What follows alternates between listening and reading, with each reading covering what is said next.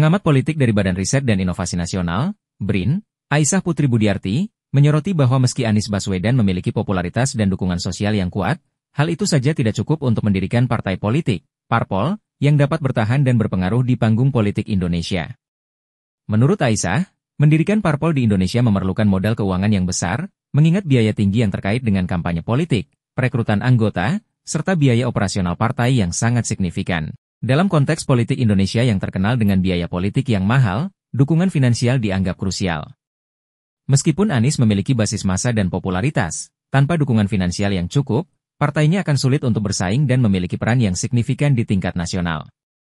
Hal ini mengacu pada pengalaman sejumlah parpol baru yang gagal berkembang karena tidak memiliki modal keuangan yang memadai, meskipun didukung oleh tokoh-tokoh populer.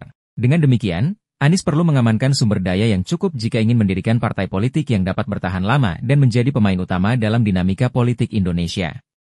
Menurut Aisyah Putri Budiarti dari BRIN, dalam wawancaranya dengan BBC News Indonesia pada Selasa 3 September, modal sosial seperti popularitas memang penting untuk menarik perhatian publik.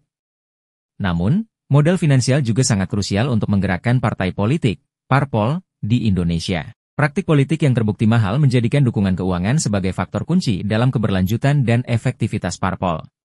Pernyataan ini muncul seiring dengan rencana Anies Baswedan mendirikan parpol setelah gagal berpartisipasi dalam Pilkada 2024.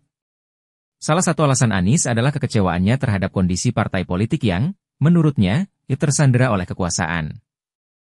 Anies menyiratkan bahwa banyak parpol saat ini lebih mengutamakan kepentingan elit atau kekuatan politik tertentu, alih-alih memperjuangkan kepentingan rakyat secara luas. Rencana pendirian parpol oleh Anies mencerminkan keinginannya untuk mengatasi keterbatasan partai-partai yang ada saat ini. Meskipun, sebagaimana disampaikan oleh Aisyah, langkah ini membutuhkan modal finansial yang signifikan agar partai yang didirikannya dapat berkembang dan bersaing di kancah politik nasional.